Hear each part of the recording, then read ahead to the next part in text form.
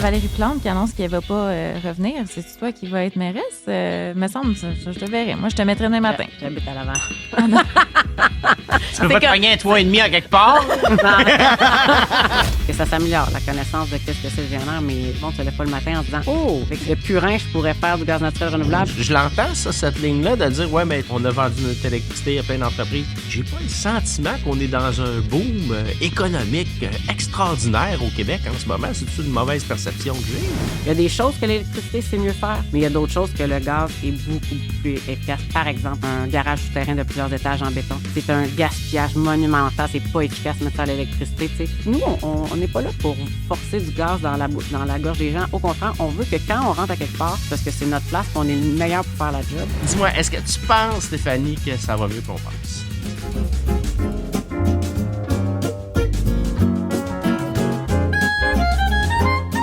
Vous écoutez le balado Ça va mieux qu'on pense, épaulé par Enviroconnexion. Aujourd'hui, à Ça va mieux qu'on pense, on reçoit Stéphanie Trudeau, vice-présidente exécutive chez Énergir. Bienvenue, Stéphanie. Merci, Bianca. Merci, Greg. Je vais débuter notre entretien avec une partie de la biographie qu'on peut trouver de ta biographie qu'on peut trouver sur le site web d'Énergir, juste parce que ça m'a énormément inspirée, puis j'ai le goût qu'on aborde certaines choses dans cette biographie. Okay. Donc, en 2016, Stéphanie reçoit la médaille de l'Assemblée nationale du Québec. En 2020, elle a reçu le prix Femme d'affaires du Québec dans la catégorie cadre dirigeante entreprise privée, remis par la RFAQ, et le prix Personnalité Envirolis, remis par le CETEC. En 2021, Stéphanie est lauréate du prix Développement durable Clean 50, la reconnaissant comme l'une des 50 leaders ayant joué un rôle prépondérant dans l'avancement de la durabilité au Canada au cours des 2 dernières années. Surprise à chaque fois. C'est comme extraordinaire. Comment tu te sens d'avoir eu toutes ces reconnaissances-là? Un petit peu imposteur, très reconnaissante, puis beaucoup de reconnaissance pour l'équipe là-dedans. Là. Il y a peu de choses qui sont des reconnaissances personnelles, à part peut-être la médaille de l'Assemblée nationale qui était pour mon implication sociale. Le reste, je pense que je suis pas pire pour avoir des idées, une vision, mais c'est pas moi qui réalise tout, là, loin de là. Donc, beaucoup de ça, à chaque fois j'ai commencé. Puis c'est pas pour bien paraître, je remercie mon équipe, là, parce que c'est vraiment ça. Là. Donc, l'affaire que je peux dire, c'est que moi, je porte ça, mais... T'as ça, le syndrome de l'imposteur? T'as ça à l'intérieur de toi? Ouais, ça s'est amélioré. Ouais? Comment tu fais? Parce que moi, j'ai ça. Fait que j'aimerais ça que tu m'aides. Ça, c'est plus féminin quand même. Hein? Mais ça, non, tout le monde peut l'avoir. Mais moi, j'ai un côté féminin. Tout le monde peut l'avoir. Moi, je l'avais... beaucoup au début de ma carrière. À un moment donné, j'avais pris un petit peu confiance. Là. J'avais reçu des reconnaissances. Puis je me disais... Tu lis ta bio le soir? Non. Ça, c'est un de tes trucs? Vous auriez dû voir ma face quand j'ai gagné Femme d'affaires de l'année. Ouais. J'étais contre une des femmes d'affaires vraiment plus incroyables que moi. Là. Puis j'ai jamais pensé 30 secondes que j'allais gagner. J'étais comme, moi, je suis en concurrence avec Janie Bic du Fonds. C'est comme, wow, j'y arrive pas à la cheville. Il y avait eu un article sur elle le week-end. Puis on me voit, c'était pendant la COVID. Fait que c'était comme, on était tous chacun chez nous. Puis quand Chantal Lacroix a dit mon nom, tu me vois, j'ai l'air comme, tu vois que c'est pas fake, là, je m'en attendais pas, pantoute, je m'en attendais pas. Bon, si on revient au syndrome de l'imposteur, à un moment donné, je dirais que dans peut-être ce qui est mon métier de base, qui est affaires publiques gouvernementales, développement durable, j'ai commencé à dompter mon syndrome de l'imposteur en me disant, hey, Trudeau aussi, tu sais, t'es reconnu par tes pairs, t'es rendu où t'es rendu à ton âge, tu dois être pas si pire, donne-toi un break, arrête d'être si dur avec toi. Puis ma carrière m'a amené, grâce notamment à Sophie Brochu puis à mon conseil d'administration, à me diversifier grandement, à me sortir solidement de ma zone de confort, en me donnant les opérations, l'exploitation, l'ingénierie, plein d'affaires que je connaissais pas. Et là, est revenu mon syndrome de l'imposteur parce que là, c'est ça que je commençais à me sentir compétente. On m'a comme enlevé pour m'amener à... Quand t'es à l'aise, là, on te déplace. Ouais, c'est ça. Puis là, finalement, ben j'essaie aussi, je me dis, moi, je pense qu'une de mes qualités, si j'avais en une, c'est l'empathie. Puis des fois, j'essaie de me dire, en fait, depuis 20 ans, peut-être un peu plus empathique. Tu sais, soit aussi... envers toi-même, tu veux dire? Ben oui, qu'envers les autres. Mm-hmm. Parce que des fois, je me faisais dire, t'es Mère Teresa, même tu laisses trop de chance. Certaines personnes me disaient quand je faisais de la politique et tout. Donc, j'essaie de me l'appliquer. Ouais. Et donc, quand je fais une mauvaise performance, aussi de pas y repenser pendant une semaine. 10 minutes, c'était mauvais, prochaine fois, je vais faire mieux. Check, passe à d'autres choses. Fait que c'est de me donner un break. Fait que tu te donnes des breaks, puis tu te frappes pas dessus trop longtemps. C'est ça, les trucs, Greg. OK, je le note. Oui, s'il vous plaît. Non. Abréger les souffrances. Ça me parle. Abréger les souffrances. Je suis vraiment là-dedans. Fait que merci. C'était le moment thérapie. Oui, merci. Voilà. Thérapie avec Stéphanie. Merci. Mais c'est bon d'avoir un minimum de doute, par contre, hein? Parce que je pense que ça nous amène à devenir meilleurs. Moi, les gens que j'ai vus prendre des murs professionnels dans la vie, c'est ceux qui pensaient qu'ils savaient tout, ils avaient tout vu. Des fois, le mur t'arrive rapidement dans le visage. Te remettre en question, là, pas mauvais. Petit coup d'humilité, là. Ouais. Faut pas que ça te paralyse. Non. Mais Non. je peux se remettre en question. Ouais. Là. Qu'est-ce que je ferais différemment, là? Sans Ouais. s'auto-flageller. Ben, nous, on fait ça après chaque épisode. C'est bon. C'est j'ai seulement hâte. la question. C'est bon. Pourquoi on a choisi cet invité-là? T'es peut-être la dernière. Veux-tu nous faire un petit récapitulatif de ton parcours? Comment tu t'es rendue où tu es aujourd'hui, vice-présidente exécutive chez Énergir? J'ai étudié en com puis en relations publiques à l'UQAM parce que c'était honnêtement le programme qui offrait le plus de possibilités. Je suis une curieuse. Je me rappelle avoir appliqué en droit, en criminaux, en journalisme puis en relations publiques. J'ai eu la chance d'avoir été acceptée dans les 4. Mais quand j'ai ouvert il y avait plus de métiers sous communication relations publiques. Ben oui, comme je savais pas quoi faire. Ben oui. J'ai décidé de faire ça et c'est un pur hasard de la vie que je sois tombée chez Gaz Métropolitain à l'époque. Oui. J'étais très politisée, tout ça, mais l'énergie n'était pas ce que c'est aujourd'hui dans l'actualité. Donc, je peux pas dire que je connaissais ça vraiment, mais la description de poste m'intéressait. C'était au niveau de l'engagement communautaire. Fait que le côté social. Oui, et donc est arrivée une crise après 6 mois. C'était une toute petite équipe. Puis le président de l'époque, un homme formidable, Robert Tessier, est descendu. Il m'avait jamais vu. Puis il m'a dit, toi, oui, il dit, là, j'ai eu un appel à mon bureau, il faut aller à CTV, donner une entrevue. Puis c'était vraiment pas un sujet agréable. Il dit, alors, tu vas y aller. Il y avait personne d'autre dans le département. J'étais comme, oh my God. Hey. Fait que je suis allée, puis il est redescendu, puis il a dit, je sais pas ce que tu faisais. Je m'occupais de la philanthropie. Il dit, mais maintenant, t'es porte-parole. Mais non! Ça, c'est- Wow! Puis M. Tessier aime toujours dire, c'est moi qui l'ai découvert. Sans moi, OK, c'est ça. Ouais. C'est une blague. Alors, ça a quand même changé le cours Ben au oui. sein même de Gaz Métro, parce que rapidement, ça fait OK. Puis CTV, Porte-parole. tu sais, en même C'était temps, en c'est anglais pas en plus. En plus, c'est ça, c'est pas ta ouais, langue je maternelle. Je baragouine. Non, c'était le double stress, là. Ben... Alors, il m'a donné la totale pour commencer, là. Ouais, non. Mais Ça tu fera l'as ça. fait. Ouais, Ah c'est ouais, ça. j'ai Ben, sauvé. bravo. Après ça, Fait qu'après ça, ben, ça a rapidement changé. Puis comme j'avais déjà fait de la politique étant plus jeune, on m'a dit, ah, ben, tu préfères les affaires gouvernementales aussi. Fait que là, j'étais porte-parole puis affaires gouvernementales. Ensuite, on m'a envoyé en acceptabilité sociale, partie prenante, gestion de projet. Donc, j'étais chanceuse. J'ai eu une carrière qui est montée assez vite. Malheureusement, j'ai eu à gérer une crise à l'époque qui m'a conféré un rôle de fille qui est capable de garder son sang-froid. Et donc, ensuite, je me suis dit, si je reste chez Gaz Métropolitain, qui est devenu Gaz Métro puis Énergir, je me suis dit comme un peu une cage dorée. J'aimerais ça. Puis là, il ne faut pas que mes employés écoutent ça. Je veux pas qu'ils quittent. Mais j'ai dit, je pense que ça serait bon que j'aille voir ailleurs pendant un certain temps, apprendre d'autres choses, parce que sinon, je suis tellement bien ici, c'est tellement une famille que je vais rester ici jusqu'à la fin de ma carrière. Fait que je suis partie, mais en disant aux 2 seuls patrons que j'ai eu après, si un jour je pars, ça va être pour retourner là, dans le bon poste au bon moment. Tu sais, Oh, wow. Ben, Je- tu vois, je c'était savais. ça que je me demandais parce que t'es allé comme dans le Ouais. monde de la bière puis de l'alcool, là. ouais, un autre Ça sorte allait-tu d'énergie. bien, c'est Un ça, autre ça sorte d'énergie. ça allait-tu une bien, énergie ce ou moment-là un de ta vie? calmant. tu sais, Ah ouais, non, c'est selon, mais je me suis rendu compte que, tu sais, puis c'est en tout respect pour les gens qui sont dans cette industrie-là, qui est une industrie fabuleuse, j'ai appris plein de choses. Là. Parce qu'on passe d'une entreprise qui est réglementée, où, tu sais, c'est on se bat pour des chiffres aux semaines sur des tablettes. Là. Ouais. C'est un autre monde. Là. Par contre, j'ai réussi à faire du développement durable là-bas. On a diminué de moitié la quantité d'eau qu'on utilisait à la brasserie, tout ça. Fait que j'ai fait un programme de développement de la consommation responsable. Tu sais, donc, j'ai réussi à mettre mon côté DD dans Oui. ma job. Puis même à SAQ, ils ont fait un gros virage environnemental. Ben, quand j'étais là, on a retiré les sacs, moi et mon collègue Mario. Ah, Il y en Mario, a qui m'aimaient ben oui, pas. Mario ben oui. Quintin, ouais, c'est ça. Ouais. Fait que- Mario Quintin a été... Moi, je sais pas c'est qui Mario. Salut, ben, Mario. c'est un Salut, gars Mario. que j'ai connu du temps de chez Réseau Environnement. mais là, c'est incroyable. Mais c'est Mais les gens vraiment, nous aimaient pas là, quand on a retiré les C'est- sacs. Là, aujourd'hui, ça a l'air normal d'aller à quelque part avec tes sacs recyclables. Ouais. Mais à l'époque, là, le monde disait, mais non, mais vous êtes fous. Oui.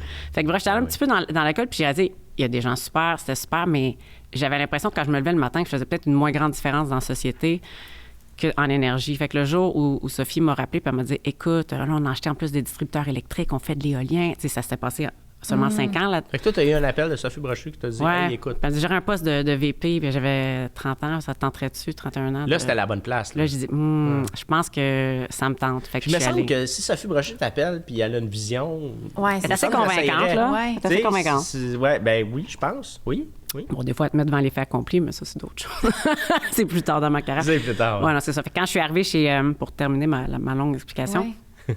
j'étais dans ce que je fais dans la vie. Fait que j'avais affaires publiques, gouvernementales, Ouais. développement durable. Rapidement, la logique, c'était pas trop loin, me stretchait pas trop. Ça m'a donné service à clientèle, marketing, tout ça. Puis à un moment donné, là, quand elle m'a dit, là, syndrome de l'imposteur, elle dit, je sais, on te rajoute des choses, tu passes encore toujours 50 du temps dans ce que tu te sens compétente. On le sait que tu es capable de le faire, là. Fait que là, ce qu'on dit, c'est qu'on va te l'enlever carrément. Au lieu de te rajouter des choses, on te l'enlève. Puis là, je voyais comme mon bébé partir. J'étais comme, ah! Puis là, elle m'a dit, Hey, ça t'a pas tenté de pacter ton stock à ce moment-là? Elle m'a donné, elle était généreuse, elle m'a donné 72 heures pour y penser. Elle dit, c'est quand même un gros game changer. Je 72 heures?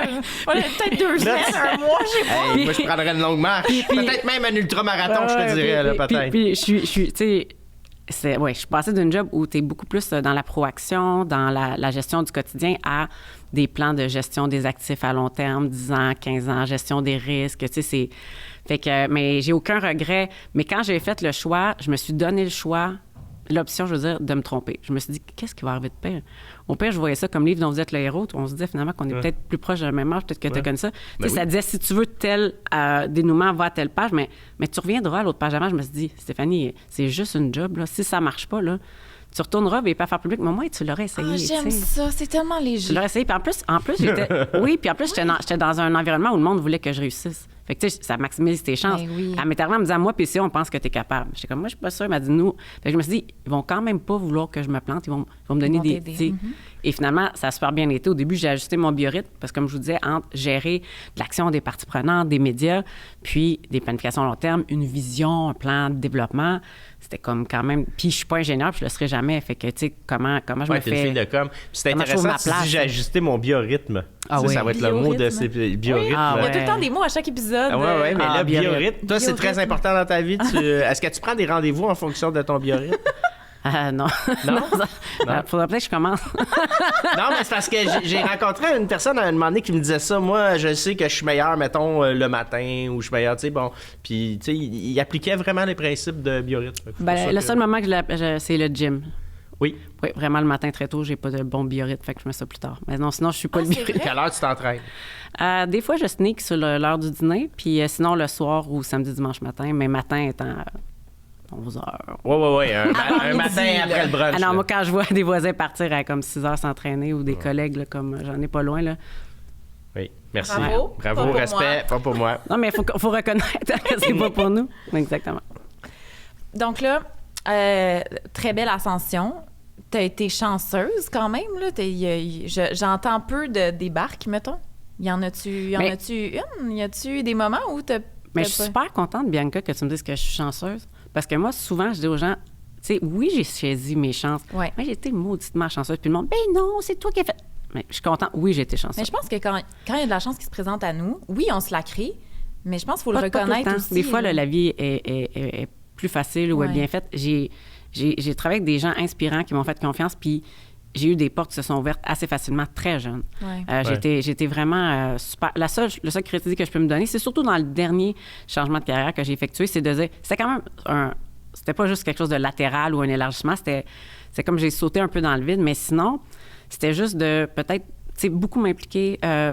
Rapidement, des fois, quand je rencontre des jeunes, ils me disent, tu sais, comment on fait pour être influent quand on n'est pas gestionnaire? Je pense que le moment où j'ai eu quasiment le plus d'influence de ma vie, c'était quand j'étais conseillère avec pas d'employés.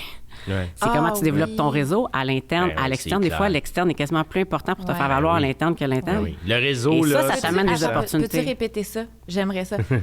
Comment t'as dit ça? Moi, je pense que souvent, le réseau externe t'amène plus de crédibilité à l'interne que ton réseau interne. Fait que, des fois, je vois des gens qui sont en même place depuis 30 ans, puis sont incroyables, mais c'est le secret le mieux gardé de leur shop. Ouais. Puis le monde autour, ils le savent pas. Puis moi, je pense que souvent, j'ai eu des opportunités parce que le monde disait « Hey, je m'implique avec Stéphanie à Jeune Change, je m'implique avec Stéphanie à telle place. Hey, vous êtes chanceux, vous travaillez avec Stéphanie. » Puis je pense que, et je le dis souvent à ma gang, faites-vous connaître à l'extérieur, réseauter. 100%.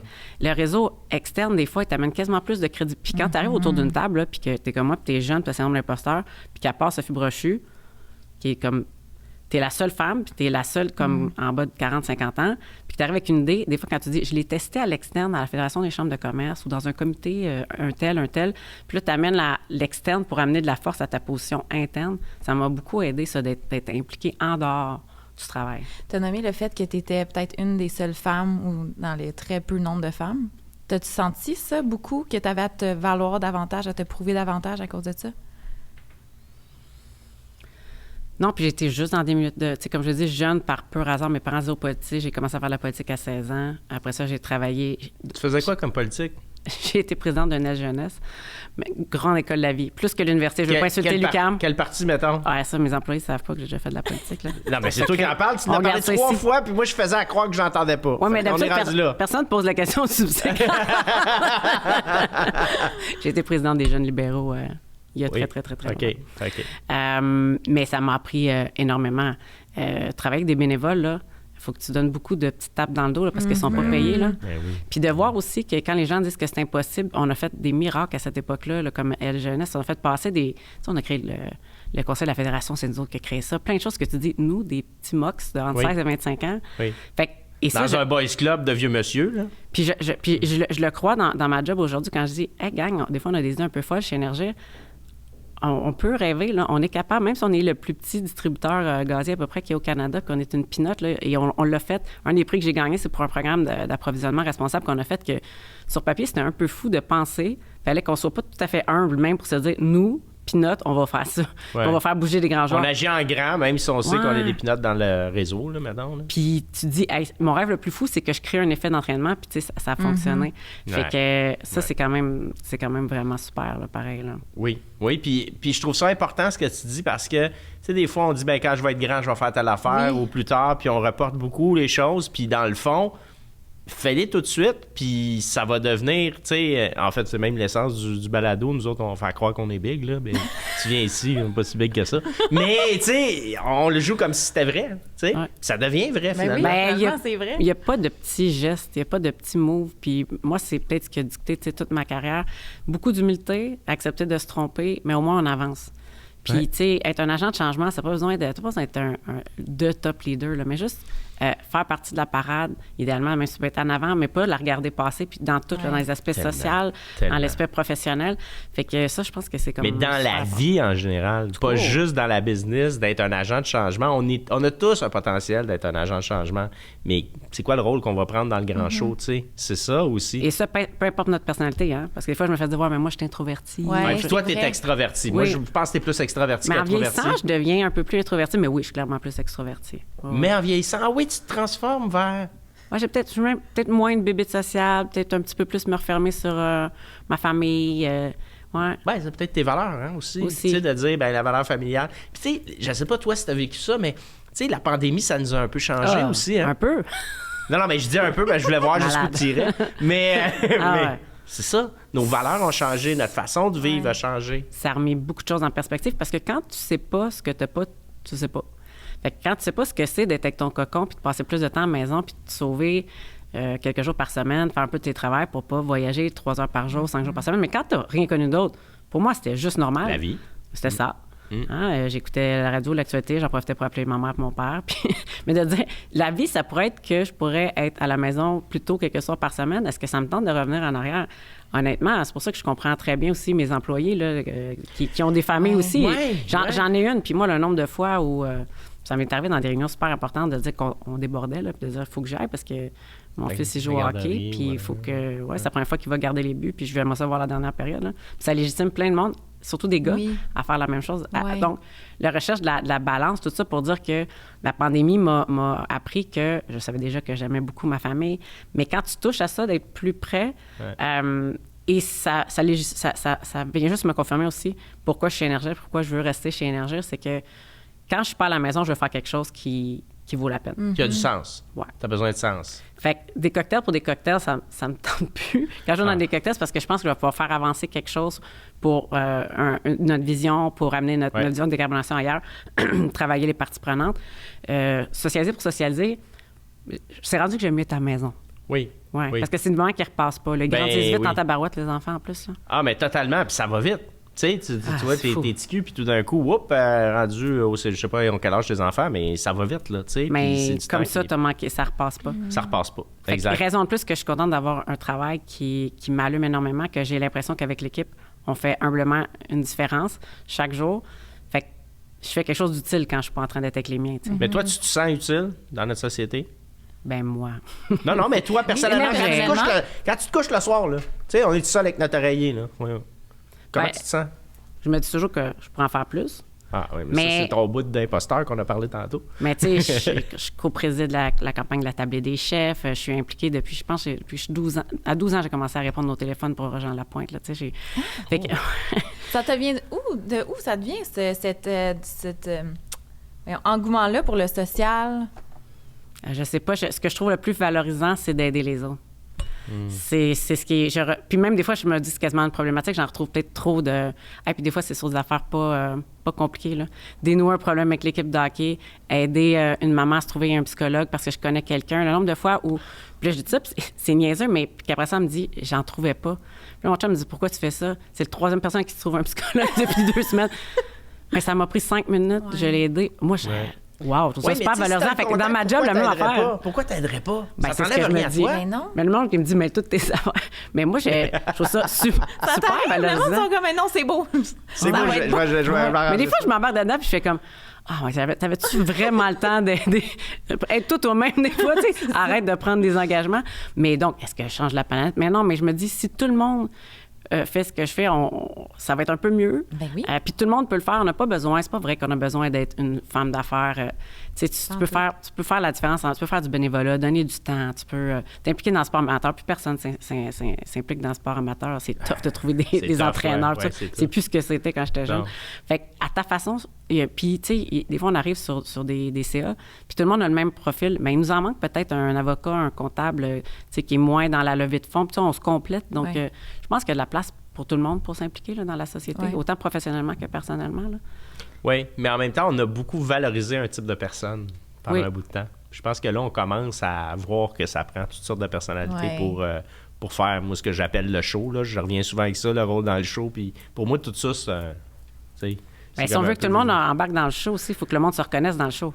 Oui, On revient avec ce qu'on a là, parce que c'est un autre sujet. Mais à la télé, quand les gens se reconnaissent pas, ben si tu vois jamais ta communauté à la télé, ben ça se peut que tu écoutes Netflix à la place, là, tu sais. Donc, c'est la même chose. Moi, je pense que sur certains CA, quand on est... puis même, j'ai challengé un CA que j'aimerais pas, que j'adore, mais qui est une cause féminine, puis c'était juste des femmes. Mais je sais pas parce que c'est une cause pour des femmes qu'on est supposé avoir juste des administrateurs femmes ou des...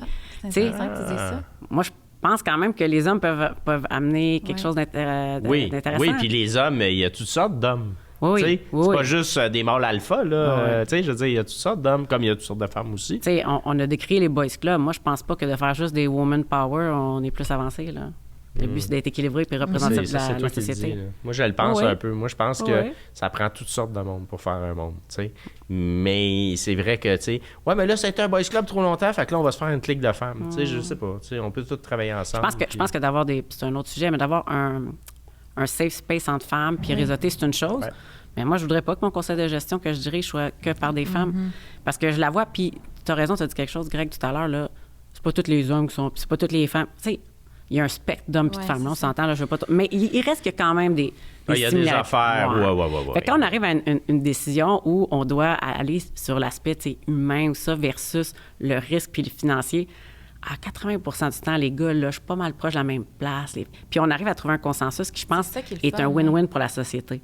Fait que moi, c'est là que d'avoir juste un ou l'autre, pas plus gagnant. Là. Je pense qu'il te faut une diversité autour de la table pour avoir des meilleures solutions puis se challenger aussi, pas avoir la pensée unique non plus. Mais on sent que ça s'en va vers là. De toute façon, notre société a complètement changé. Il faut que ça continue. Il faut que ça continue, mais il faut le ramener. Il faut le ramener de plus en plus. Puis moi, je trouve que c'est un aspect important.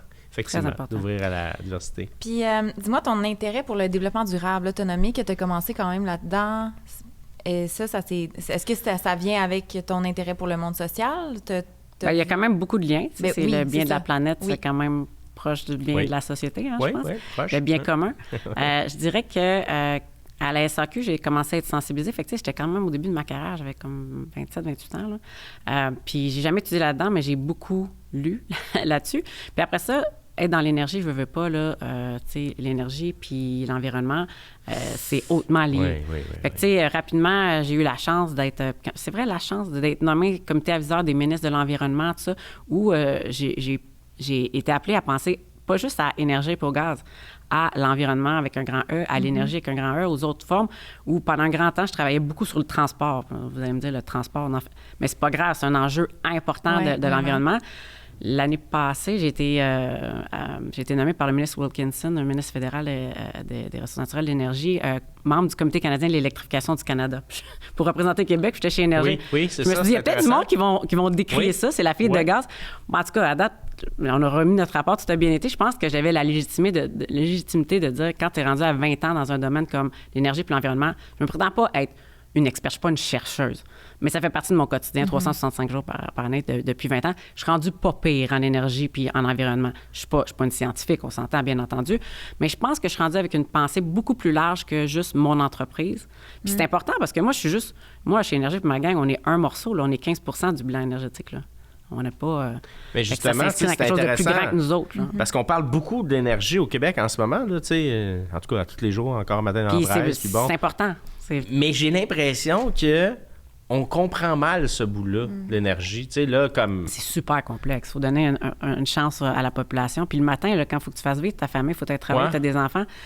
Là, penser à la pointe versus la puissance. Justement, la pointe, aux capacités installées. Sérieux, là, parler de capacité installée avec tes tours sur le bord d'archite, je peux. Mais non, je comprends pas ça. Même la pointe. Ah, ouais. Mettons, là, tu me dis, Greg, résume-moi la pointe. Pas capable. C'est quoi la pointe? Oui. La pointe, au Québec, elle n'est pas pareille comme ailleurs dans le monde. Tu vois déjà. Okay. Ça, c'est une autre affaire super importante parce que.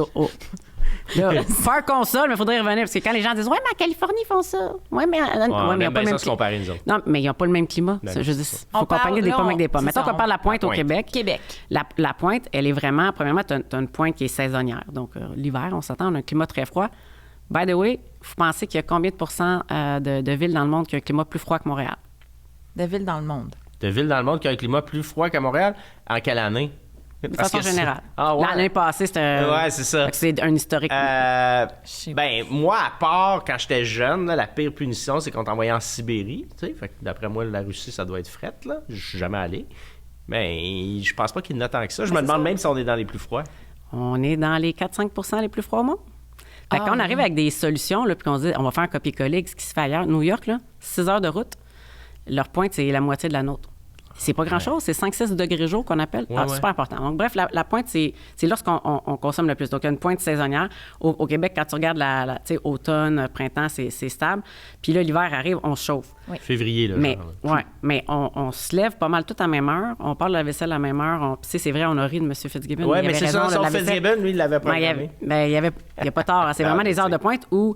Et ensuite, quand on revient, fait que tu as une pointe matinale, puis une pointe. Et l'an passé, puis l'autre année d'avant, on a comme atteint le maximum du réseau d'Hydro-Québec. Là. Alors, et cette pointe-là, elle coûte très, très cher parce que dans le fond, si je dis n'importe quoi, vous donne une idée, là, si je consomme 20 unités de base comme population, mais quand la pointe arrive, je monte à 40. Fait que là, il faut que je produise toute l'année pour juste ces centaines d'heures-là. C'est du gaspillage. Là. Donc, la pointe, c'est ce qu'il y a de... Puis aux États-Unis, c'est le contraire, c'est une pointe de clim. Il fait chaud, fait que leur pointe est l'été. C'est inversé. Oui. Bien, nous, on a une pointe d'été d'abord, maintenant. Elle s'en vient. Bien, moi, je le sens. Écoute, Hydro-Québec la voit. Avant, t'avais 3 canicules là, qui duraient 2 jours. Hey, maintenant, les canicules... Pas juste ça. Maintenant, la climatisation, c'est beaucoup plus démocratisé. Moi, je me rappelle, quand j'étais petite, c'était une fan au plafond. Une là, puis après ça, on a eu une unité de fenêtre pour tout l'appartement. Mais là, beaucoup de gens ont l'air climatisé central. C'est plus autant les bureaux. Avant, c'était pas climatisé partout. Là. Alors là, tu sais, même les institutions, éventuellement, je le souhaite pour les gens dans les écoles. Pour les écoles, surtout. Ça va le devenir. Et donc, le Québec a une pointe grandissante l'été. Donc, vraiment, c'est ça. Donc, l'énergie, c'est quelque chose de super important. C'est vital parce que c'est le sang dans les veines de l'économie. Puis en plus, comme il fait froid, c'est même une question de sécurité publique. Là. On se rappelle le verglas, tout ça. C'est super important d'avoir des réseaux qui sont résilients. Puis si on a des pannes, bien, on a des business qui ne roulent plus. Donc, l'énergie, on ne s'arrête pas à y penser parce qu'on ouvre. Surtout au Québec. On le prend pour acquis, hein? Ben oui, surtout au Québec. On prend ça pour acquis. L'eau, on prend ça pour acquis. L'énergie pour acquis. Même affaire. Ben, on prend pour acquis à la défense du peuple québécois ce qui nous a sorti par les oreilles pendant des années, puis qui coûtait rien ou à peu près rien.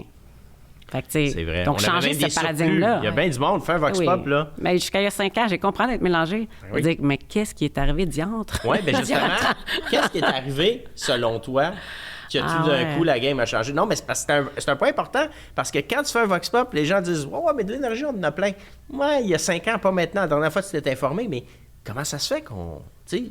Comment ça se fait qu'on a... C'est hasardeux. Pour moi, c'est délicat de commenter les prévisions qui avaient été faites par Hydro-Québec ou le gouvernement. Là. Clairement, peut-être peut-être certains changements dans la société qu'on n'avait pas anticipés, mais c'est surtout l'intérêt pour des entreprises étrangères de venir s'installer au Québec. On le regarde là, dans la liste des demandeurs. Il y a, en l'espace de 5 ans, plus d'entreprises que dans les 20 énergivores que dans les 20 dernières années. Donc là, c'est la question de société qui appartient au gouvernement et Hydro-Québec. Est-ce qu'on veut bâtir jusqu'à quel niveau pour acquérir ces nouveaux emplois-là? Et ça leur appartient. Mais en même temps, c'est drôle, tu sais, parce que je l'entends, ça, cette ligne-là, de dire, ouais, mais tu sais, on a vendu notre électricité à plein d'entreprises. J'ai pas le sentiment qu'on est dans un boom économique extraordinaire au Québec en ce moment. C'est-tu une mauvaise perception que j'ai? Ou? C'est pas une mauvaise perception, parce que quand on regarde l'inflation, on regarde tout ça, mais dans les grandes entreprises, il y en a plusieurs qui sont confidentielles là-dedans, mais il y a beaucoup d'intérêt pour les parcs industriels. Là. Vous pouvez passer à des régions comme Bécancour, comme le Saguenay. Donc, c'est pas nécessairement dans la région montréalaise, quoique Nordvolt, c'est juste à côté, si ça se bâtit. Oui, même Varennes, ça s'est beaucoup développé, Varennes. Oui, donc c'est vraiment pas du côté des PME, c'est quelques gros joueurs qui sont tellement gros que quand ils arrivent, la consommation d'énergie est vraiment costaud. Ouais. Mais il y a vraiment une belle liste. Le Québec est bien vu à l'international, c'est tout à notre honneur, là, comme une place pour venir s'implanter, ou notamment en termes d'environnement, tu pars de bien moins loin qu'ailleurs, parce que déjà une grosse partie de notre électricité est essentiellement renouvelable. Fait que donc tu pars avec une coche au-dessus. On a des gens qualifiés, tout ça, donc il y a des choses qui jouent en faveur du Québec. On a le fleuve Saint-Laurent, on est à côté des États-Unis. Donc non, on le sent pas dans le commerce de détail, même au contraire, on le voit, on se promène, mais dans l'industriel, le Québec est encore attrayant. OK. Ben, écoute... Comment s'insère Énergir dans tout ça, dans ce portefeuille énergétique-là? C'est le bon mot que j'utilise? Je sais Oui, on peut dire ça, je pense, portefeuille. Très bon. Très bon, bien. On m'a dit que j'étais bonne. Très bon. C'est pas de la chance, ça, tu le savais. Donc, dans le fond, on représente à peu près 15 du bilan. Si j'avais à donner un petit peu un portrait, parce que c'est pas clair, si t'es pas client chez nous, tu sais pas trop, là, mais puis même si t'es client. Mais donc, nous, on est fort majoritairement en volume industriel. Donc, je te passe à toutes les grosses aciéries, les alumineries. Nous, on parce qu'il y en a qui peuvent pas être électrifiés, c'est ça que j'ai compris? 40 des procédés des entreprises qu'on dessert, ça n'existe juste pas.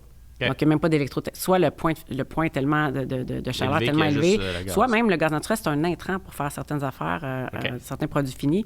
Donc, mais il y a quand même une amélioration. Quand je suis revenue chez Énergir, je me rappelle le chiffre qu'on disait, c'était il y a 60 Là, c'est rendu à 40 Donc, tu sais, on voit que ça évolue, mais présentement... Tu es contente de dire qu'il y a oui, moins d'utilisation? Là, pour plein de monde, ils sont comme... ils sont fous chez Énergir. Là, non, mais c'est la décarbonation. Oui. Ben, c'est pas mauvais. Là. Ben, c'est notre obsession, mais je ne vous cacherai pas que quand je parle à d'autres gazières canadiennes et américaines, tu sais, il y a peut-être la Californie puis l'Oregon qui disent « Ah, intéressant ». Les autres sont comme « Pourquoi vous faites ça? Ouais, » Ils nous trouvent quand même assez game. C'est ça qu'on vend, mais on aimerait ça en vendre moins. OK. Mais c'est exactement ça. Oui, mais je le sais, mais... Mais nous autres, on est même bonifiés à ça. Tout le monde est bonifié pour en vendre moins. C'est quand même un changement de paradigme.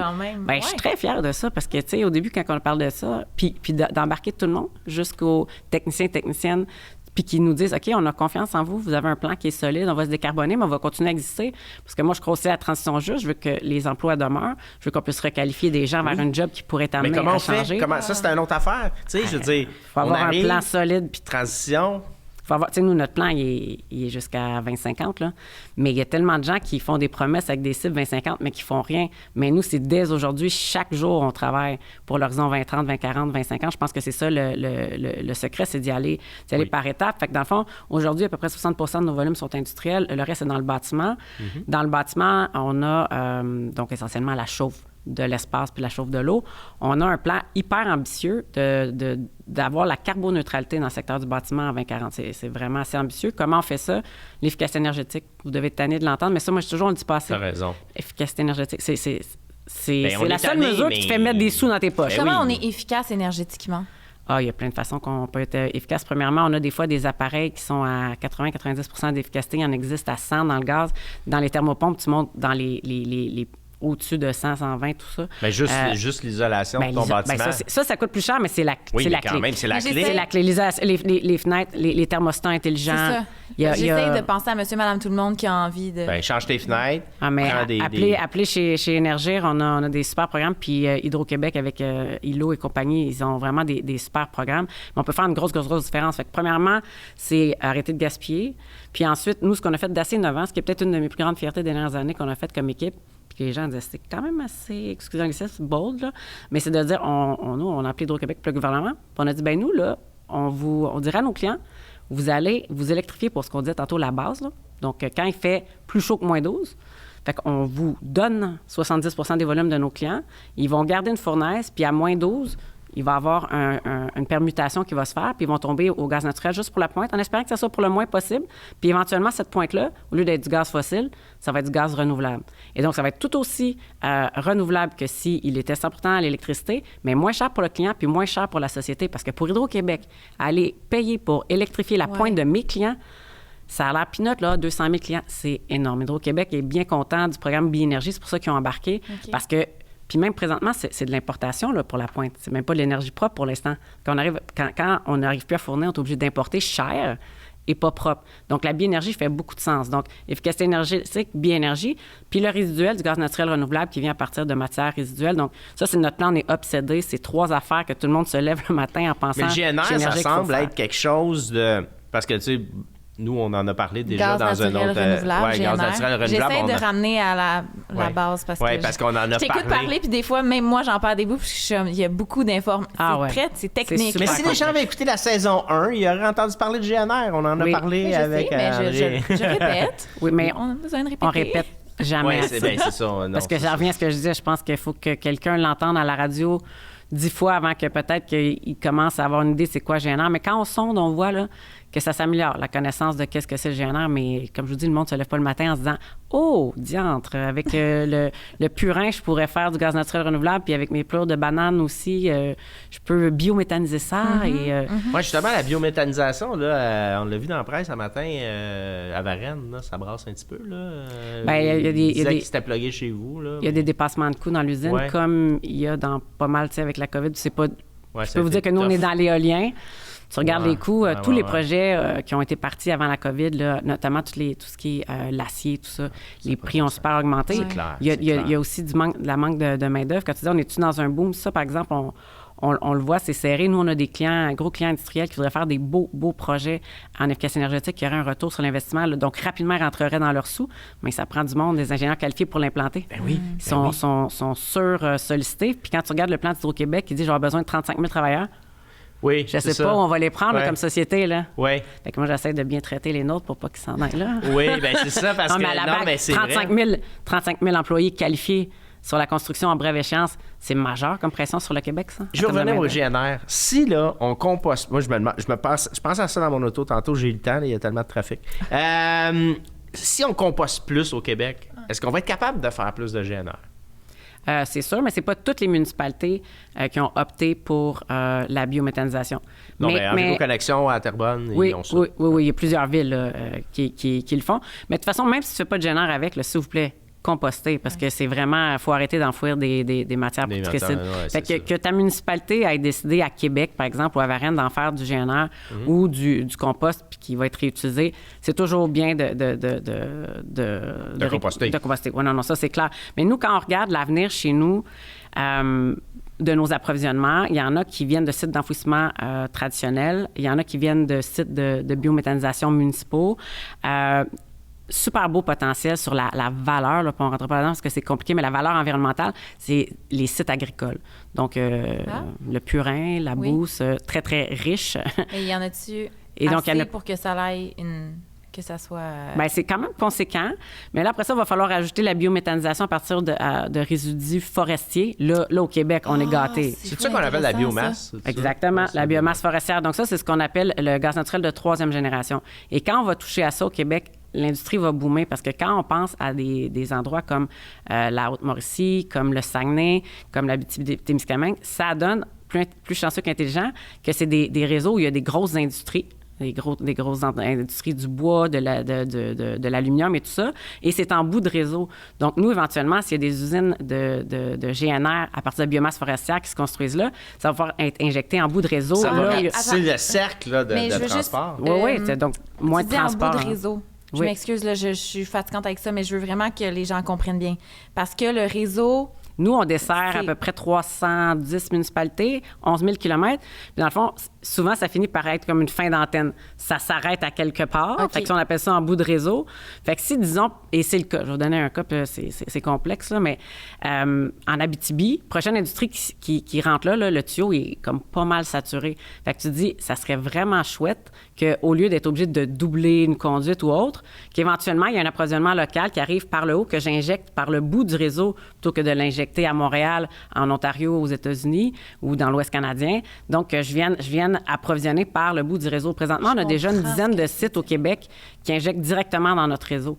Et la biomasse forestière, ça donne bien, est située dans des régions où on a des gros clients industriels. Donc, le GNR, ce n'est... Tu sais, oui, des fois, dans nos annonces, pour rendre ça concret, parce que c'est tellement compliqué, on va mettre le bac brun et c'est un élément important, mais c'est plus que ça. Oui. C'est les résidus agricoles, c'est les restes de yogourt que les entreprises vont perdre s'ils ne transforment pas à Saint-Hyacinthe, qui envoient... Tu sais, c'était jeté, ça, là. Oui. C'est de l'énergie vivante, là. Et tout... puis l'agriculture émet 10 des GS au Québec. C'est une belle solution pour eux de réutiliser les lisiers et tout pour le biométhaniser. Ensuite, on peut même, ce qui est résiduel, ce qui ne devient pas du gaz, on peut même le digester, l'étendre pour le sol. Donc, ça devient une économie circulaire super intéressante, le gaz naturel. Mais en même temps, je comprends pourquoi on a passé par le bac brun, parce que c'est ça que le monde a chez eux. Mais fait que c'est une bonne façon de commencer à raconter l'histoire. Puis après ça, si l'histoire t'intéresse, j'ai un autre chapitre, j'en ai un autre, puis on avance tout le monde ensemble. Puis comme je vous dis, nous autres, on va toujours encourager le compostable, même si ça ne vient pas ultimement dans notre réseau. Là. Ouais. Faut vraiment. Ben oui. Faut réduire. Non, mais je pose la question. Hey, moi, là, j'ai longtemps dit que je compostais, puis je compostais pas. Non. Tu mentais. Non, c'est juste que je compostais des fois. Mais là... Mes enfants sont tannés de m'entendre. Ouais, ben moi, un reste de pâté chinois, quand ils viennent se pencher en poubelle... Mange tes restes. C'est ça qu'on entend chez toi? Oui, pas mal ça. Puis après ça, rince qu'est-ce qui reste à en mettre dans la vaisselle parce que ça sent pas bon. Mais c'est ça mes deux étapes. Mets dans le compost, rince ton assiette. Fait que là, il y a le bout douloureux de rincer l'assiette. Ah, ça a l'air tellement difficile. Si on pourrait faire un chapitre au complet. Oui, ben mon la gars de 20 vaisselle, ans, je pense qu'à un moment donné, on va avoir un épisode là-dessus. Ah oui, la gestion du lave-vaisselle, c'est complexe. Ben, OK, ben c'est bon. Ben moi, ça, c'était un bout que je comprenais pas. Mais là, il y a une autre question. Comment on fait pour produire du gaz? Moi, je me demande comment on fait pour faire ça, du gaz naturel. Ça vient d'où? Ça se fait comment? Comment on fait ça? C'est extrait du sol, c'est fossile, ça date de millions d'années. Dans le Canada, beaucoup de production. Au Québec, là, genre, il y a comme un... un bassin de gaz, puis on met des... Je comprends pas. Au Québec, le gaz vient essentiellement, à part le gaz naturel renouvelable, qui représente présentement 2 de nos approvisionnements qu'on veut monter. Juste parenthèse, quoi, 10 minimum pour 2030. OK. Et de façon croissante pour arriver à la carboneutralité dans le bâtiment. Puis ensuite, la carboneutralité de l'ensemble de nos clients, incluant les industriels, qui est un peu plus complexe, en 2050. Mais le gaz, présentement, il n'est pas produit au Québec. Donc, il vient essentiellement, soit par exemple des États comme la Pennsylvanie ou de l'Ouest canadien. Donc, même le gaz d'énergie? Oui, tout à fait. À 98 Tout à fait. Okay. Oui. Il y a eu des grands débats au Québec sur est-ce qu'on devrait produire ici parce qu'il semble-t-il qu'il y aurait pu avoir des capacités de production. Mais nous, du gaz de schiste, ça? Oui, mais nous, on peut acheminer à coût très compétitif du gaz venant soit des États-Unis qui passe par l'Ontario ou de l'Ouest canadien. Donc, c'est du gaz continental, c'est pas du gaz importé de l'extérieur du continent. Là. Donc, mais c'est un approvisionnement... On pourrait, mais ça serait vraiment pas rentable. Il faudrait le liquéfier, le transporter. C'est plus le contraire. L'Ouest canadien exporte ce qu'on appelle du GNL, du gaz naturel liquéfié, à l'extérieur. Okay. Le Canada est un gros producteur. Fait que là, on a GNL, gaz naturel liquéfié. GNL. On a GNR. Oui, puis là, je vous ai pas dit GNC. Ouais, ça, c'est gaz naturel compressé. Hey, à un moment donné, il va falloir faire un petit lexique. Hein? Complètement. Quand tu es engagé chez Énergie, tu as un lexique qui t'est donné. Ah oui? Oui, le genre de Bible, là. Tu apprends ça, tu sais tous les codes. Parce que le réseau, c'est enfoui. C'est ça? C'est en dessous de nous tous. Y a-tu... Ben oui, si on creuse, je vais-tu tomber sur une... Il faudrait que tu appelles Info-Excavation avant de creuser pour t'assurer de ne pas accrocher la conduite. Très important, très, très, très important. Non, sans blague, ça, c'est une belle affaire en termes de changement climatique puis de résilience parce que nous, on a la chance de détenir un distributeur électrique du côté du Vermont. Et on le voit, là, c'est beaucoup plus fragile. Les pannes, quand tes poteaux sont hors sol, avec les intempéries, qu'il y a les pluies plus fréquentes, la neige molle qui est de plus en plus lourde. On le voit ici du côté du Québec, là, Hydro-Québec, c'est pas un secret. Là, ils sont leur plus haut taux de panne qu'ils ont jamais eu. Puis je pense pas, malheureusement, que à moins d'investir beaucoup. Là, dans les faits, les changements climatiques jouent contre les installations hors sol. Donc, c'est la beauté d'un système comme le nôtre, c'est 11 000 km souterrains. À part s'il est accroché par un tiers, justement, qui creuse par inadvertance l'accroche, la résilience, elle est là. Et donc, ça amène une belle sécurité d'approvisionnement. C'est pour ça que nous, on dit, on voudrait pas faire l'erreur d'électrifier tous nos clients dans le bâtiment, parce que le réseau, il est déjà là, il est bien entretenu, donc on se dit, et ça coûte moins cher si tu mets la pointe au gaz, puis tu mets la base à l'électricité, et si jamais il y a une panne, bien, tu peux continuer à t'alimenter. Oui. Donc, ça nous amène une résilience. Beaucoup de pays disent qu'en termes de sécurité du pays, on ne devrait pas mettre tous nos œufs dans le même panier d'une seule source d'énergie. On devrait maximiser le nombre de sources d'énergie. Bien là, j'ai écouté, Greg, il a écouté, c'est quoi, tu m'as envoyé de l'Assemblée nationale? Oui, la commission parlementaire. La commission parlementaire. Ouais, c'est toujours captivant, ça. Mais moi, ça, je c'est fais ça la sur mon première tapis roulant, c'est vraiment super. C'est la première fois que j'écoutais ça. Même si tu cours plus vite, ça avance pas plus vite, c'est ça l'affaire. Il y a des longs moments. Il y a des longueurs. Des fois, je le relis après. Il y a des longueurs. Mais j'ai trouvé ça fort intéressant. Puis vous parliez aussi qu'il y aurait...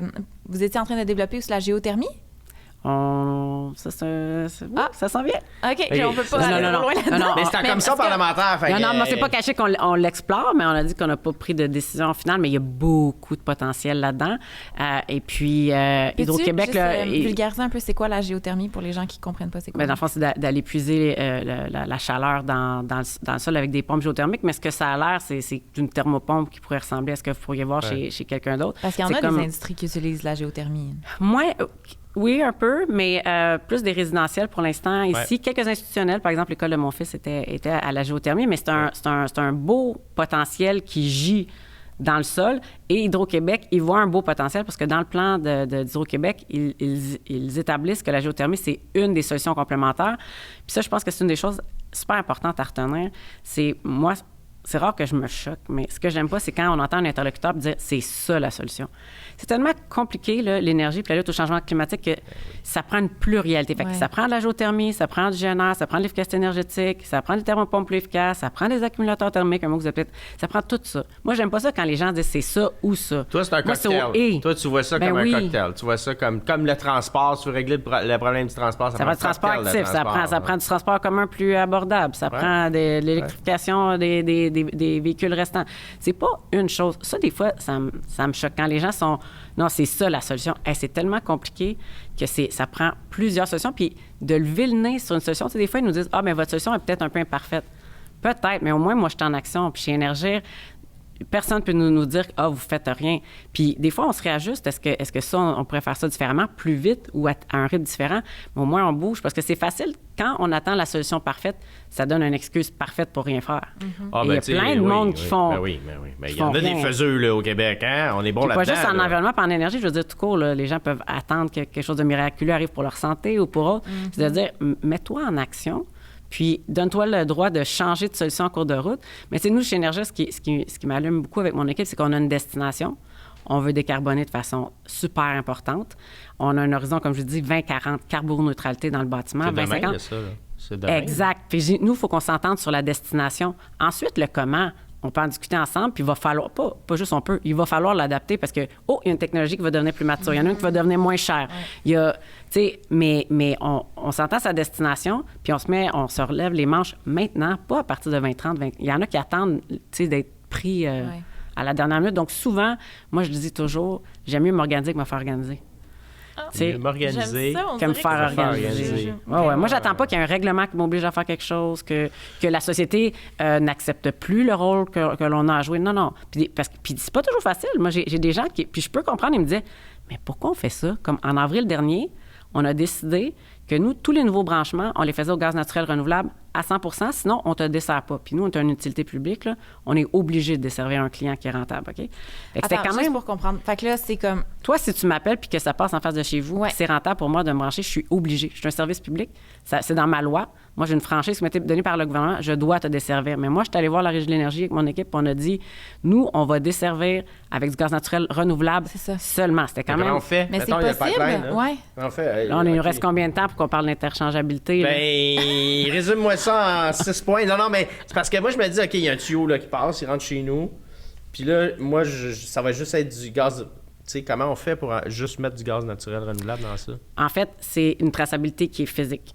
Donc, si moi, par exemple, j'achète 2000 mètres cubes pour ta maison, Bianca, j'ai un processus qui va démontrer que le producteur à Warwick a bien mis le 2000 mètres cubes. Toi, tu l'as mis, toi, tu l'as payé, il t'est attribué de façon comptable. C'est le Bureau de la normalisation du Québec, le BNQ, qui l'audite. Donc, il peut être mis une fois et acheté une seule fois, mais il ne t'est pas garanti qu'il t'est livré. Et c'est comme ça depuis que le monde est monde. Mais au Québec, oui, mais les gens ne sont pas habitués comme ça, mais ça marche comme ça aux États-Unis. Disons que tu as 21 fournisseurs là, quand tu es dans un État, puis tu dis, moi, j'aimerais ça que ça soit juste du solaire, juste l'éolien. Ils cochent. Et dans les faits, c'est concret, là. Il y a vraiment un producteur de solaire qui va te l'attribuer une seule fois. Et si toi, tu ne fais pas ce geste-là, ben Bianca, il sera pas mis dans le tuyau. Fait que c'est vraiment parce qu'il y a un acheteur puis un preneur, mais on va pas aller se mettre à dédoubler les poteaux d'électricité pour dire, moi, je voudrais juste l'éolien. Fait que là, ça va être l'éolien qui va passer ici. Puis, mais c'est parce qu'on est tellement habitué que Hydro-Québec, c'est surtout de l'hydroélectricité, que ça s'est pas posé. Fait que quand on a cette question-là sur la traçabilité ailleurs, aux États-Unis, ils nous regardent un peu comme des extraterrestres. Ils disent, non, les Québécois, ils s'attendent que tu viennes leur livrer dans un radio dédié. Mais je dis, ouais, mais c'est pas parce qu'ils sont nonos, c'est parce qu'ils n'ont pas connu autre chose. Mais c'est comme ça que ça fonctionne. Éducation, partout. C'est comme l'histoire. Il y en a qui donnent l'exemple de quand tu mets 20$ dans le guichet, c'est celui-là qui va te ressortir. Tu sais, c'est les mêmes. C'est tellement une belle image. Mais dans les faits, c'est pas. C'est quand les gens disent, ah, ben d'abord, c'est pas vrai. Non, c'est tout à fait vrai. Je peux vous dire que nous, là, tout est mesuré chez le producteur. Puis après ça, on l'attribue. C'est juste que physiquement, ça fait aucun sens d'aller dédoubler des tuyaux dans les rues. Mais non, je sais. Mais c'est pour ça que je te pose la question. C'est que ça se passe chez vous. Mais ça va prendre de l'éducation pour que les... Puis tu sais, on parle d'acceptabilité sociale et tout ça. Puis j'ai l'impression que il y a peut-être quelque chose dans le narratif, peut-être pas de votre côté, mais je veux dire, prenez votre bout, là, les autres vont prendre leur bout, mais j'ai l'impression qu'il y a beaucoup de gérants d'estrade qui ça fait même leur affaire de dire que ça marche pas. Oui, mais c'est la première fois là, qu'on me l'explique aussi clairement. Je trouve que ton exemple du guichet automatique, tu sais, tu notes les numéros, tu dis, je vais voir si c'est vrai qu'on va me donner mon vin. Ça marchera pas. T'as raison, mais tu comprends toute l'éducation qu'il y a à faire à ce niveau-là. Puis je suis content qu'on parle de ça parce que... C'est pour ça que j'en ai assez jusqu'à finir ma carrière. Parce que j'ai écoute, moi, je suis un fan de la sensibilisation puis d'expliquer des affaires puis de vulgariser. J'ai bâti ma carrière là-dessus. Mais c'est parce que c'est la première fois qu'on me l'explique aussi clairement. Puis j'ai l'impression que quand je faisais des recherches, tu sais, pour préparer ça, je me disais, tu vois, ça, c'est un angle que je comprends pas. Puis que tout ce que je lisais, c'était pas bien expliqué non plus, tu sais. Mais je pense qu'il y a beaucoup de travail à faire là-dessus. T'as raison, Greg. Puis, tu sais, nous autres, il faut qu'on tape surtout. Puis, c'est de comment on peut s'adresser directement à la population à travers le filtre des médias. Puis, c'est pas sur un abribus que je vais être capable d'expliquer ça. Fait on essaie toutes sortes de choses. On est dans un festival, puis on a. Mais tu viens faire un balado. On a le temps d'en jaser. Non, mais. C'est vrai. 6 minutes à radio, t'as pas le temps. Ah non, mais c'est un cadeau énorme, une tribune comme celle-là. OK, je note. Cadeau énorme. Parfait, je note. Je vais t'envoyer un mètre cube de GNR pour te remercier. Ben écoute, j'ai-tu le choix de mon cadeau? Est-ce que ça fait... OK, puis c'est peut-être une question de niaiseuse, là. Il n'y a pas de question niaiseuse. Est-ce qu'un jour, tout le monde pourrait demander, ceux qui pourraient recevoir du GNR, est-ce qu'un jour, on pourrait dire, il n'y a plus personne qui veut acheter juste du gaz naturel. Tout le monde veut juste du GNR. Donc là, t'as plus d'achat de gaz naturel. T'as juste l'achat de GNR. C'est vers ça qu'on veut tendre. C'est vers ça qu'on veut tendre. Est-ce qu'on va être honnête? Est-ce que ça va être l'ensemble de nos clients? T'sais, quand on sonde nos clients, c'est à l'image de la population. Puis de la réalité aussi. Je veux pas être trop dur. Il y en a, là, ils sont jusqu'ici. Puis le GNR, c'est plus cher que le gaz naturel fossile, on va le dire. C'est beaucoup plus cher. C'est comparable au prix de l'électricité. Alors, c'est peut-être... Parce que le gaz est moins cher que l'électricité? Oh, mon Dieu, oui. Le gaz, là... On dit que l'électricité ne coûte rien. Le gaz, c'est à peu près 1 sou le kilowattheure, puis l'électricité, 8 sous le kilowattheure. Oh. Malgré le fait que tu pognes ça d'ailleurs, que tu amènes ça chez vous. Puis là. Ouais. Fait que là, après ça dépend des tarifs. Là, on va pas rentrer là-dedans. Mais pour un industriel, quand on dit pourquoi ils font pas le move, tu sais, je regarde même des fois des hôpitaux, s'en aller à l'électricité, ça serait, on parle en millions de plus par année, plus tu as rechangé un entrée électrique à 5 millions, plus qu'il faut qu'il y ait un système de rechange parce qu'il y a des pannes puis tu peux pas laisser des gens sans résilience. Fait que ça te prend une génératrice à gaz. Ce qui a l'air simple en énergie, une fois que tu te fais comme, finalement, c'est Mais tu vois, c'est intéressant parce que là, tu dis les hôpitaux.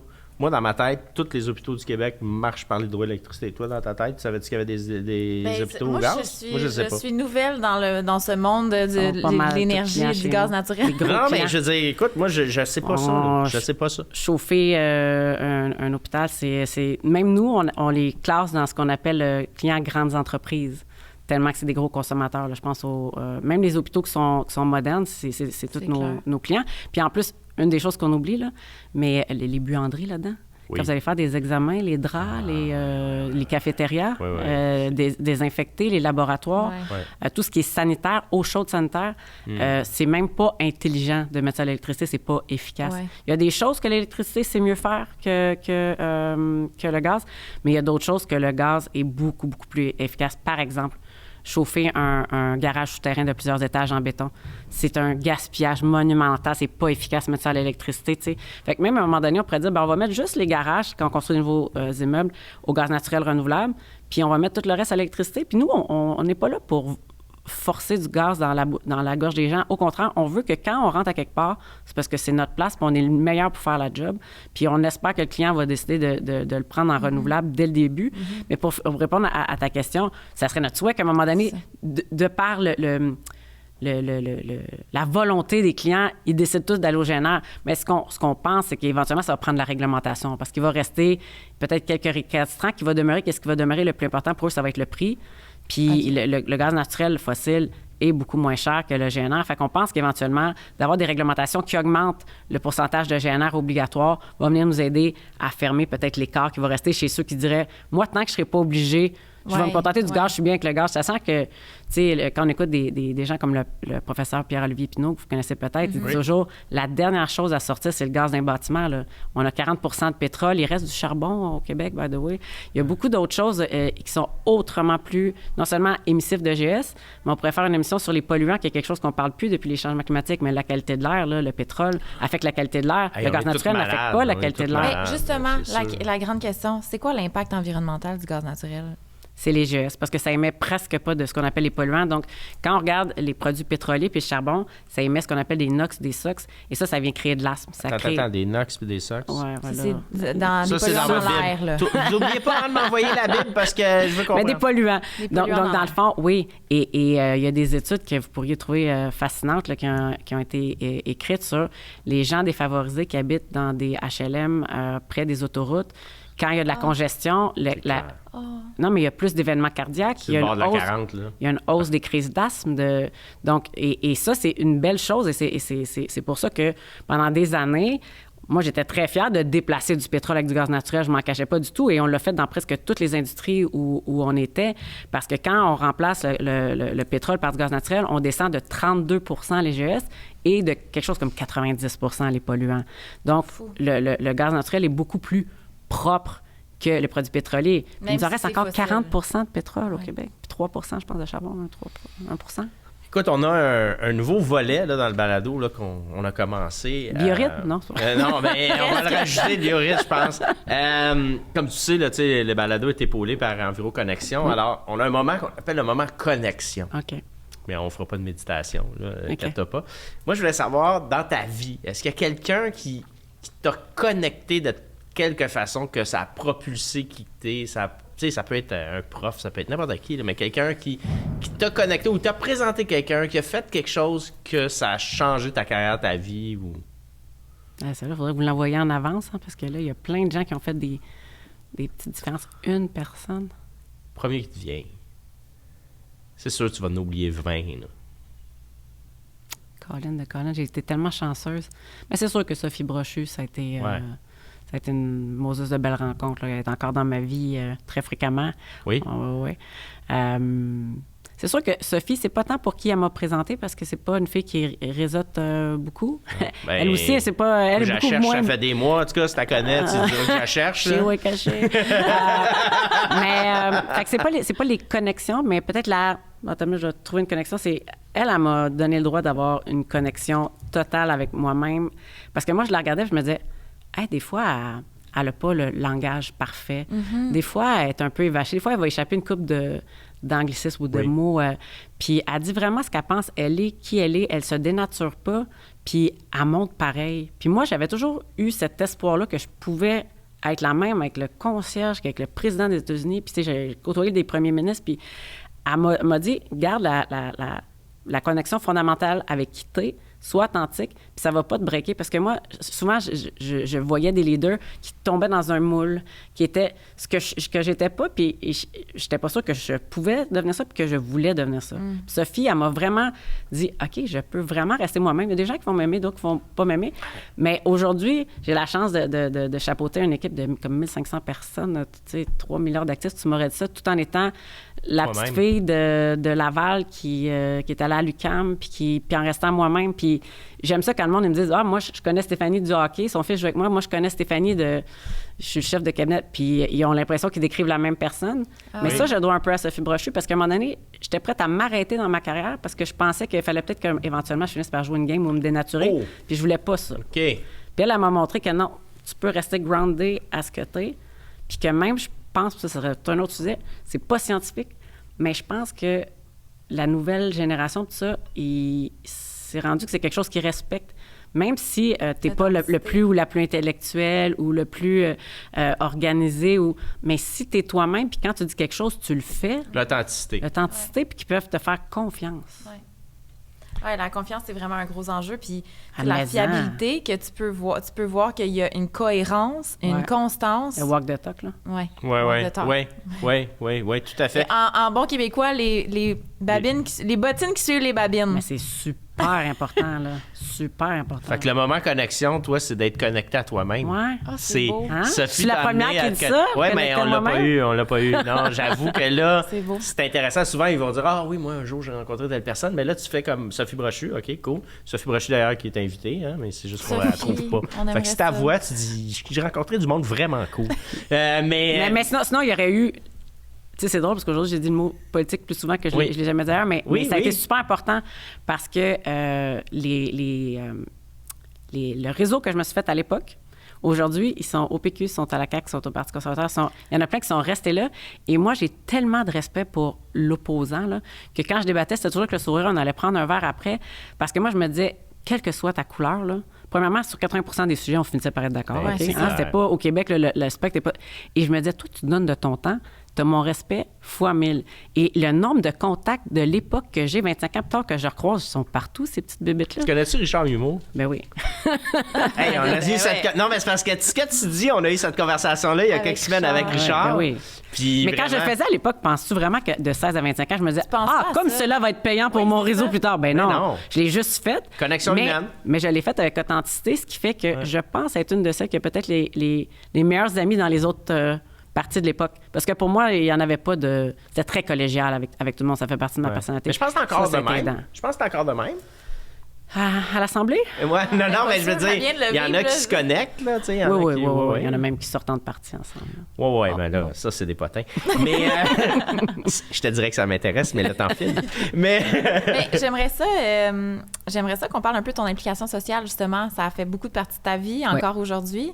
Là, tu es impliquée à La Ruche, tu es impliquée aussi dans Filles actives. Tu veux-tu nous parler un peu de ces implications-là, puis de comment à la tablée des chefs, là, présentement. Tablée des chefs, l'effet A aussi. Oui. Ça fait bientôt... Est-ce que tu dors? Oui, ça paraît pas. Arrête. Mais oui. Oui, j'essaie de doser. À un moment donné, j'étais rendue à 10, 11 conseils. Là, j'en ai comme moins parce que, premièrement, quand je m'embarque dans quelque chose, je veux le faire pour de vrai. Ce que je déteste, parce que malheureusement, ça existe, c'est vraiment pas la norme, mais tu sais, des fois, tu arrives sur un... Puis tu as des gens, la dernière fois, qui sont venus, ça fait 2-3 CA, où ils viennent, ils font acte de présence. Moi, quand j'embarque dans quelque chose, j'embarque. Je te donne mon cœur, je te donne accès à mon réseau. Le nombre de fois où je refuse des levées de fonds pour dire... Moi, je veux pas être juste un nom sur ta feuille et dire coprésidente Stéphanie. C'est comme là, je fais la tablée, mais j'avais eu quelque chose, une demande en même temps. Puis j'ai un pas si pire réseau, mais avec raison, les gens vont me dire Stéphanie, tu veux que je donne à laquelle? Tu m'arrives avec 2 événements en un mois, là. Ta table, je l'achète pour laquelle des 2. Fait que moi, quand je dis oui, c'est parce que j'essaie d'en prendre des séquencés pour avoir le plus grand impact possible, surtout quand c'est pour lever des sous. Là. Puis quand je me présente à quelque part, c'est parce que j'ai du temps à donner, c'est parce que j'ai de l'intérêt. Des fois, je vois des causes qui sont super nobles, mais c'est pas celles qui viennent me chercher. Fait que comme par exemple, et loin de moi de dire que c'est pas important, c'est super important, mais tout ce qui est culture, tout ça, je suis moins connaissante, ça m'appelle moi, j'ai eu des belles opportunités de gouvernance sur les conseils d'administration, je la laisse à quelqu'un d'autre. Moi, ce que j'aime, ce qui m'appelle plus, c'est justement la tablée, l'insécurité alimentaire, l'éducation, la persévérance scolaire, les iniquités chez les femmes, les faire bouger. Le problème de famille, ton côté très famille. Peut-être. Tout ce qui est très social, tu sais, j'ai ça pour elles, les femmes en difficulté qui dans la rue, c'est plus ça. Fait que comme on n'a pas autant de temps qu'on voudrait, quand je dis oui, j'essaie que la cause et l'organisation me fassent vibrer. Parce que premièrement, après ça, souvent, ce qui s'attend de nous en période de levée de fonds, c'est que justement, on fasse passer cette connexion-là à l'autre, de faire dire adhère à ma cause. Fait que, tu sais, il faut que j'y croie. Oui, puis la personne est sollicitée, là. Elle en a plein de causes. Fait que toi, tu sollicites, l'autre est sollicité. Dans le monde des affaires, tu peux avoir des IOU, mais tu sais, c'est... Oui, mais là, à un moment donné, c'est ça. Il y a une limite, là. Fait que c'est ça. J'essaie de bien choisir mes causes, d'être la bonne personne pour la cause. Des fois, je dis, c'est pas moi qui est la mieux, placée pour ça. Puis apprendre à dire non, ça leur rend service, ça. Parce que si je peux pas donner tout mon temps ou si j'ai déjà passé le chapeau la semaine d'avant, j'ai l'impression que je te ferai pas honneur. Reviens l'année prochaine, je vais prévoir ça d'avance, puis je vais le prendre J'entends tellement d'intégrité dans ton discours. Je trouve que ça prend du courage pour avoir... Des fois, ça doit me nuire, mais tout le monde va dire what you see is what you get. Oui, mais ça, c'est important. Je pense que c'est important, puis je pense que c'est une belle valeur que tu as. Cette intégrité. On dort bien dans ce temps-là. Mais c'est ça. Moi, je mets la tête, puis j'ai pas à me dire qu'est-ce que j'ai dit. J'ai étudié la même affaire à... Moi, je dis toujours à ma gang, on a un message, là. On peut adapter des fois pour vulgariser, mais on ne jouera jamais une game de dire en groupe environnemental quelque chose d'autre. Puis même des fois, c'est pas tout à fait mentir, mais tu sais, trop varié, je suis pas bien là-dedans. Là. Moi, c'est une version, je vais te la dire. Des fois, elle peut être difficile parce que c'est peut-être pas ce que tu vas entendre, mais je vais te la dire, puis tu l'entendras pas par quelqu'un d'autre, je vais te la dire moi-même. Même si c'est pas tout le temps grave. Mais tu dis, tu cites les groupes environnementaux. Tu sens-tu que tu as des tensions avec les groupes environnementaux? On en a qu'on a des super relations, mais je dirais que ça aussi, on pourrait en discourir longtemps. Je sens, puis je suis pas une spécialiste, un certain même, un schiste à l'intérieur même du mouvement environnemental qui a peut-être 5-7 ans. Il y a eu un gros changement à la tête des mouvements environnementaux. Certains sont devenus ministres, d'autres sont rendus à la Ville de Montréal.